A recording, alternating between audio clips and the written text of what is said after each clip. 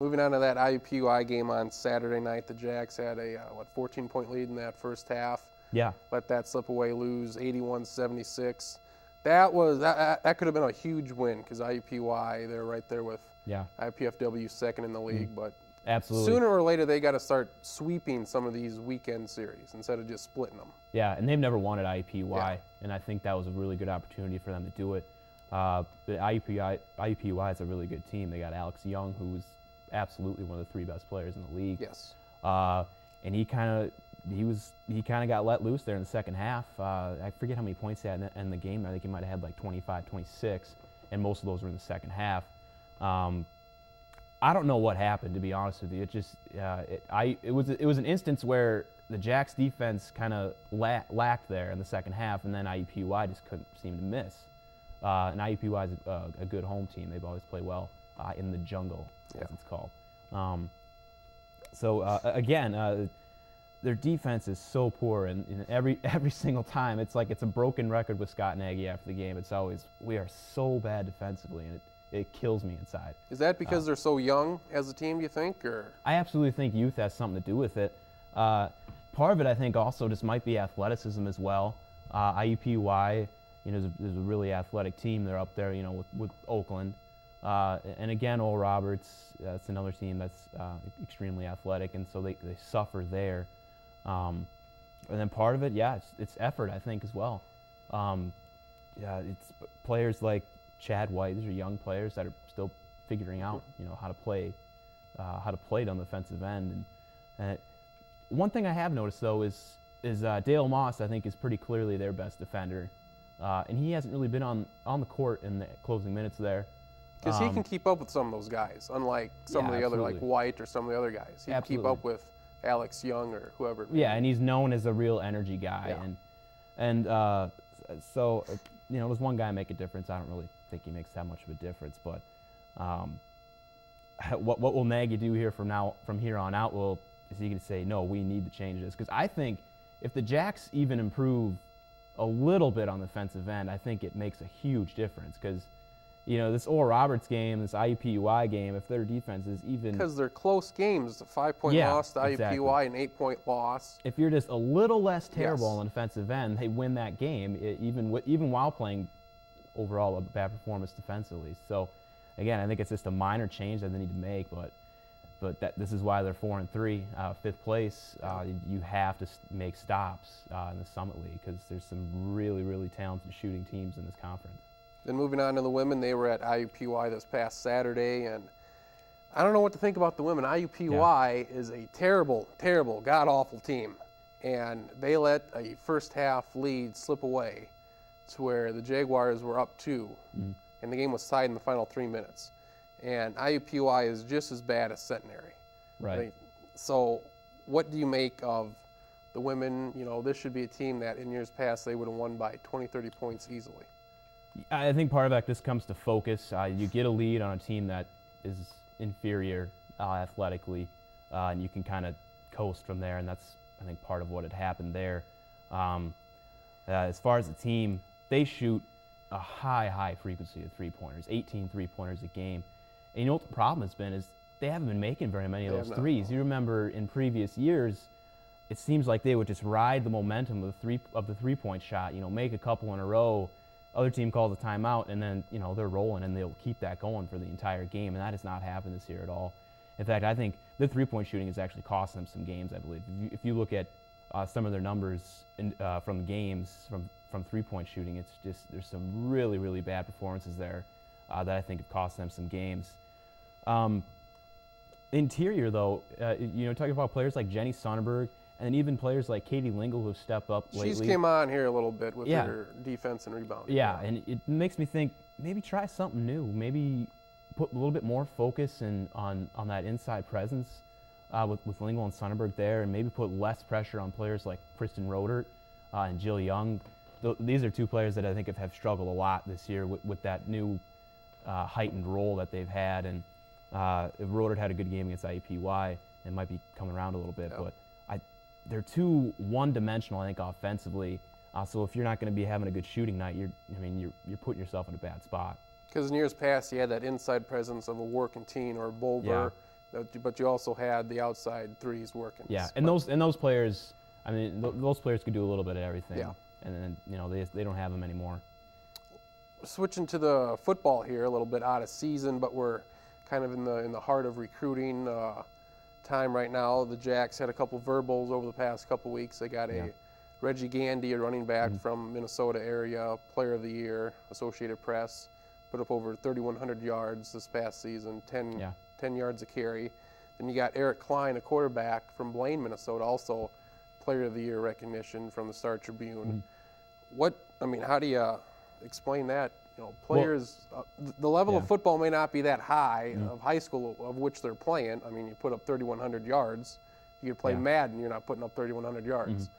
But, you know, Players of the Year in a state that's known to produce, you know, some pretty good football players. And I think you need to look at where these players came from. They're coming from the Twin Cities area, and this is an area of recruiting that they haven't really had as much success in the past, but for some reason this year that's kind of been different. And I think that's a really, really encouraging sign. I think that shows the skill of Coach Stiglmeyer recruiting-wise. I mean, to get players of that caliber while making that sales pitch about SDSU, you know, average facilities, you know, poor weather, and kind of in a remote location. You know, to get players of that caliber hitched onto the program, committed, it's a really good sign. I think they've had a really, really good recruiting year so far, and those players, you know, are an example of that. And also they have gotten good in-state kids as well.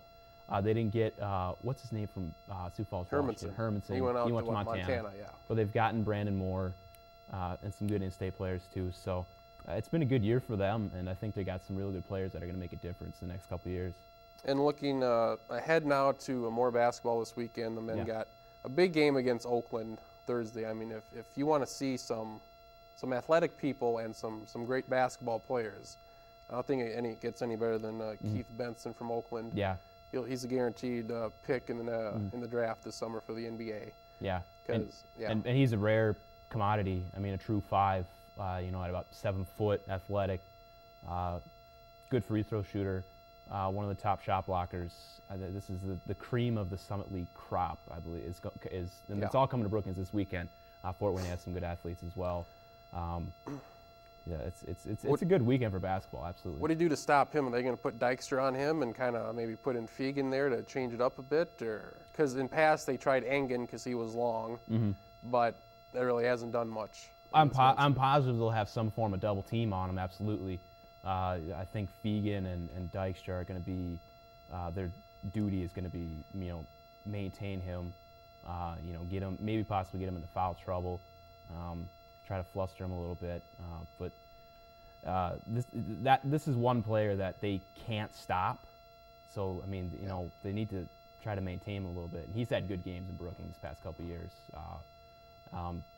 Can they win in spite of what Benson's going to do? They have before. Possibly. Yeah, they have before. They did a couple years ago, so it's possible. But you know, Oakland's a really, really good team. I think they've won 34 of their last 36 Summit League games.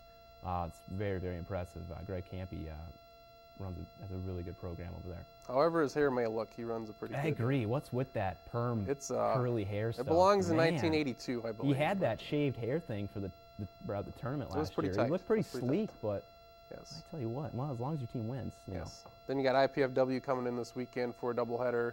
Their women are okay. Their coach, for some reason, calls South Dakota State South. South, yes. North Dakota Chris State Paul. North. Yeah. IPFW head coach Chris Paul. But the men with IPFW, IPFW always plays them close, and I would say they're the surprise team in the league so far. I think record-wise, I think it's a little surprising, but they're well coached. Dane Fife is an excellent young head coach in Fort Wayne, and they got really good guards too. That's something, you know, obviously SDSU kind of struggles with now. This is kind of a revenge game for them because they lost in the first round of the tournament last year. That's not a game that's a guarantee in the least. You know, the Jacks are 1-2 at home in the conference play so far. 2 tough games, and they got to win at least one of them, I say, to keep their position for the conference tournament. And you got the women. They got Oakland next Monday. Prediction on the 4 games over the next week? How do the Jacks do? You know, I think they'll probably split. I would say, you know, but you know, the men could beat Oakland. I think they're capable of doing it. It's kind of a bad matchup though, because they're so big and they're very physical and they're good rebounding team as well. I'm not a predictions guy, but this will be a real competitive weekend of basketball coming up. Jacks are 0-4 this year in doubleheaders, correct? They are. Yeah. I think they'll get at least one of the wins though this weekend, but we'll see. You'll be back later in the show for game time, preview some NFC and AFC championship games, correct? I'm back. Okay, very good. And we'll be back here in a little bit. We'll bring the guys back. We'll discuss some SDSU basketball. Also get their thoughts on some NCAA basketball as we're 2 months away from the March Madness.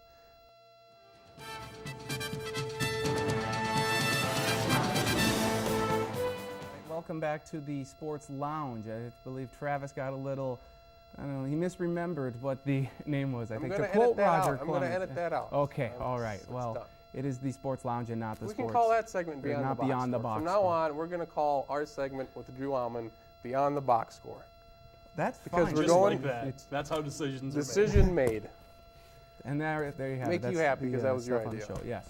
All right. So let's continue to go on the SDSU basketball trail and just not look at it from individual games, but collectively as we have seen the season progress for each team. Start first with the men.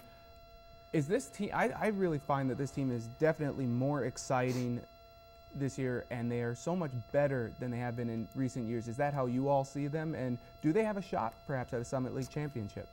They're absolutely more exciting, and that's due to Nate Walters, I would say, no doubt. I told you last year he'd be good. He's very good. He's going to be one of the all-time greats before he's done here. And they are a ton better than what they were last year.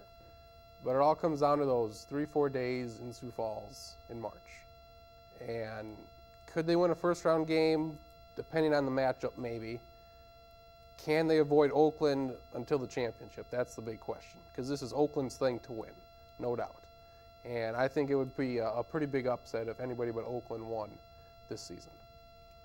Well, they're really explosive offensively. I mean, you know, obviously Walters is good, but, you know, we know how good Clint Sargent is.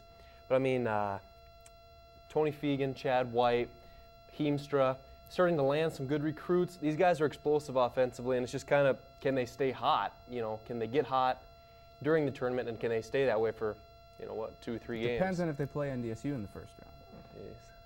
Yeah. It kind of seems like now they're kind of feast or famine at times when it comes to shooting. You know, if they're on shooting, I think they could probably beat just about anybody in the conference. Probably could beat anybody in the conference if they're on shooting. And, you know, I think they're getting there. You know, from some people I've talked to that are older than I am, I know that's hard to believe, but that they were actually the first 5 or 6 years that we were a D1 school, that they had more talented players when we were a Division II school. I think we're now back to, as weird as it sounds, back to our talented Division II days. So, I mean, they're on the right track. This is the best season they've had since they've been D1, and I think the future's very bright. It all comes back to that defense, though. I mean, they can put out, they're like, top 40 in the nation, I think, 80-some points a game. Yeah, they can score. I think top 25. So it all comes down to that defense. Can they hold teams, you know, under 70? If they can hold them under 70, I think they have a great shot of winning any game they play. Yeah, they definitely are more exciting this year, which is different because the women haven't performed as well as we would have expected them to after the last 2 years of making the NCAA tournament.